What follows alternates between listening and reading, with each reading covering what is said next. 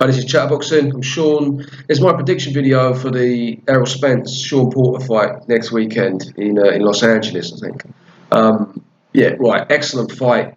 Everybody's looking forward to it. There's a lot of good fights he made in the welterweight division right now, and this is definitely one of the best, in my opinion. Kind of fight that I'll bother getting up early doors to watch. Now, these days, it takes quite a good fight for me to bother waking up early to watch it if it's in America, especially on the West Coast. But yeah, this is definitely the kind of fight that I will be getting up early to watch. Is good enough for that.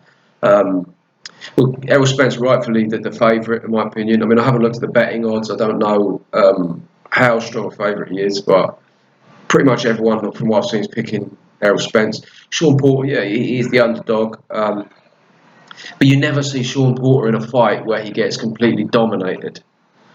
Even, I mean, his big fights. Danny Garcia was a close fight. Some people thought he won, some people thought he lost. I thought he won. Keith Thurman, same thing. Some people thought he won, some people thought he lost. I don't remember. It was very, very nip and tuck. That fight could have gone either way. For Kell Brook, I think he lost most of the round. I think in terms of the rounds, it was pretty much a shutout. That doesn't really tell the story of how the fight was. Like in terms of boxing, yeah, it was, I think, a bit of a shutout. But in terms of the fight, it was very competitive throughout. And even though he was losing most of the round, he was still making Kell Brook work very hard throughout, if that makes any sense. Shawn Porter has shown a few more dimensions to his game recently, from what I've seen.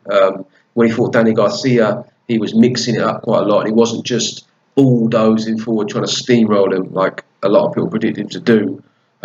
He was using, I mean, really, it's a bit of a blueprint really now against Danny Garcia because he's pretty slow on his feet, he's strong, he's got quite hard punch, decent technique, but he's flat-footed, he's very slow on his feet. So Shawn Porter is very quick, very athletic. He was able to kind of in and out and use that kind of movement. Then at times when he needed to, he could put it on him as well and just kind of keep him guessing. And I thought that was a pretty good performance, the way he put everything together like that. Then the other fight, Ugas, I know a lot of people thought he lost that fight, but I actually think he looked quite good, to be honest. And I'm not saying that Ugas didn't have a shout for winning it. It was a good performance for both of them. But Ugas was massive compared to Porter in that fight. Really a lot taller, looked like he had much longer reach, just physically a lot bigger. And he was quite good at imposing that size. But Porter, to his credit, was able to negate that distance quite well with his timing, with his quick feet, with his counter punching, with his, at times, unpredictability. And there was very, very often where he'd catch him with real short, sharp counter punches, and he'd time it perfectly. And he was kind of in and out. He always reminded me a little bit of a Manny Pacquiao style in there at times. So, although he did struggle a little bit with the height and reach advantage of Ugas in that fight, it definitely told. It was a difficult fight for him. He did also manage to deal with it quite well at times. Errol Spence is obviously taller and longer, so that in itself is going to pose quite a few problems for Porter, same way Ugas did. Now, is he going to be able to negate that effectively? I don't know. I mean, Spence is someone who always comes forward, always puts pressure, it's always sustained. You're never going to get any rest with him. He can fight the back foot, he can move around quite nice. I've seen that, seen glimpses of it here and there. But generally, what he likes to do is basically push the action, and he'll just break you down systematically. Now it's just a constant attack. He mixes it up. He'll get you to the head, he'll get you to the body. You don't really get much respite fighting him. Shawn Porter, I think, will start off trying to, because he probably does have quicker feet. Like Errol Spence is good on his feet. He's got good, efficient footwork, but he's not quite as dynamic as Shawn Porter. And I think Shawn Porter is going to try and that kind of Manny Pacquiao style, a little bit like kind of, bouncing up, down, in and out. He's going to try and come under with that kind of Mike Tyson style head movement as well. He's going to try and do a sort of in and out style on Errol Spence. I think it's going to be quite difficult because Errol Spence, he's got very good positioning in the ring, and he's always got good balance as well. He's got a very, very good jab, puts his punches together quite nicely. And it's quite difficult from what I've seen to kind of break his rhythm. So Shawn Porter's going to have to try and do that. I think he's going to need to try and do a few different things. I think he's going to start off doing that. He's going to, a bit like how he did with Danny Garcia, he's going to try to rough him up a little bit at times. That's going to be interesting. It's going to be interesting to see how he does that, because Errol Spence obviously he's good at fighting at short range as well, close range, sorry. Good body puncher, as we all know, physically strong, and he's just got a good will to win on him as well. I can see him in that situation. If Shawn Porter's going to try to rough him up and try to break him down, it's going to be hard work, to be honest with you. I don't really see an obvious angle for Shawn Porter to take in this fight. And I see him as being overmatched pretty much in most departments. Now, I would say that they've been in a lot of, when I say they, I mean him and his dad, have been in a lot of big fights. And they're always competitive. And they're consistently taking on good opposition. They always manage to have a pretty solid game plan, and they stick to it and they implement it well. Now, Errol Spence is someone that obviously Kenny Porter knows very well. So you would think that they've definitely done their homework. They know who they're up against. They know the threat. And you'd expect them to have a very good game plan, which is probably the best thing I can say for Shawn Porter in this fight. I mean, alongside his tenacity and his sort of will to win, and just the pride as well, because obviously a lot of people were saying that, you know, he didn't want to fight, he was ducking Errol Spence. Now people are writing him off. Don't really think he gets the credit he deserves, like from his own people, really, in America. They don't really. I don't think they value him quite as much as really they should do. But he's someone who's always taken on anyone, always give a good account of himself, and just always come to bring it.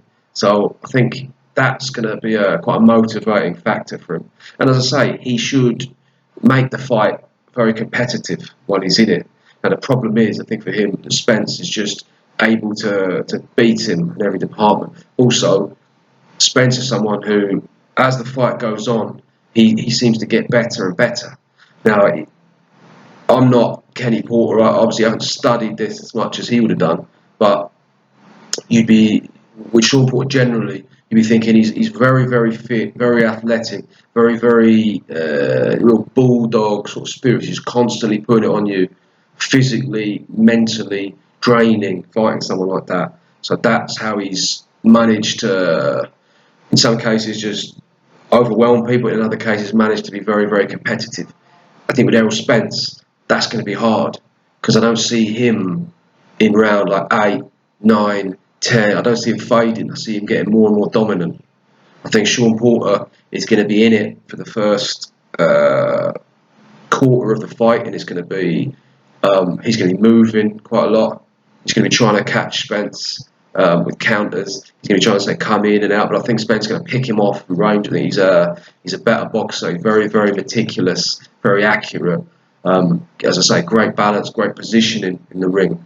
So I see Spence outboxing him really for the first part of the fight. I don't really know, like in terms of rounds or whatever, but the first stage, shall we say, the fight, I see Spence outboxing him from the outside. I see like Porter at this point trying to go for broke, really, or not go for broke, but go for a more direct, in your face kind of strategy. That's when it's going to be interesting, because although I do think Spence is going to be able to match him in there, it's still I don't know that 100%. Because obviously he did Kell Brook, who's another physically strong, probably punches harder than Porter, but he's not as active as Porter. So it's a slightly different dynamic. He was able to meet that force and then overcome it. So, and we saw what happened when Porter fought Brook. So I'm expecting, in terms of like physical strength, the size advantage, and I think Spence can match him for will and tenacity as well. So I see that then becoming a very interesting, not scrappy, but it's going to be quite rough and tough. Obviously, as I say, the pride of Porter, his dad, obviously having that element as well, having trained Spence, having that kind of relationship they had. Shawn Porter was not going to want to lose this fight. I just don't think that he's good enough really to beat Spence. I think it's Spence's fight to lose. And then towards the end, like the final stage, I expect Spence to really take over. As I say, he comes on stronger, and I expect him to start dominating. Now, I'm not really sure if he can stop Porter, because obviously the last fight, there's a few things here. I mean, the last fight he had against Mikey Garcia obviously damaged his stock in terms of his whole man down style. You know what I mean? You can say what you want. Like, a few people might believe that he wasn't trying to, but most people are now going to look at him as if, like, oh, maybe he's not the kind of big bad man that we thought he was. He's obviously a good boxer, but that power's a bit overrated. His finishing's a bit overrated. So that's going to make him, in my opinion, be much more looking to try and put on a performance and try and get back that reputation that he had. And if he can stop Shawn Porter, that'll be a massive statement, because no one's really come close to stopping Shawn Porter. Broner got him with a sort of flash knockdown but he come in as a catch weight for that, wasn't it? So it's just a bit silly. Thurman, from what I can remember, buzzed him a couple of times. Kell Brook buzzed him a couple of times, but if he stops Shawn Porter, then not only will it get rid of all that, like, obviously, you weren't able to stop a lightweight, that will really set the standard. People will have to sit up and that will be a huge statement if he can do that. I'm not sure if he can, because Shawn Porter, as I say, he's never really shown any signs of him ever being stopped. Even when he's taking clean punches, he might have like backed off a little bit, but yeah, you never seen him look like he's going to be stopped. So if he can do that, then that's going to be a massive statement. Maybe the style of Porter in this fight and just the pride at stake. Potentially, if he does get a bit too reckless, he could walk onto something. And just the sort of systematic beating that Spence gives you also might cause Kenny Porter to throw the towel, because obviously nobody wants to see their son just taking a pasting. So that could happen. But I think if he does get stopped, that's probably more likely that Kenny Porter will throw the towel. Shawn Porter obviously could stop Errol Spence as well. He's pretty powerful himself. He's very rough, tough. I don't think so. I think Spence has shown to be pretty tough, shown a pretty decent chin from what I've seen. Also, I think Porter's not going to be landing frequently enough to be able to knock him out. I think the most likely outcome is going to be Spence on a UD, and a quite wide UD. Even though I think the fight itself will be competitive, I think it'll be a bit like, not like I'm saying it will be like the Kell Brook fight, but in that sense where he'll win most of the rounds, but Porter will still be in it. I think it will be more convincing than that.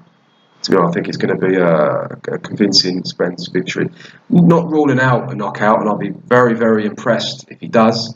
But I think the most likely outcome is going to be Spence on points. And if he wins that, which I think he will, then hopefully we can stop messing about, get this Terence Crawford fight made.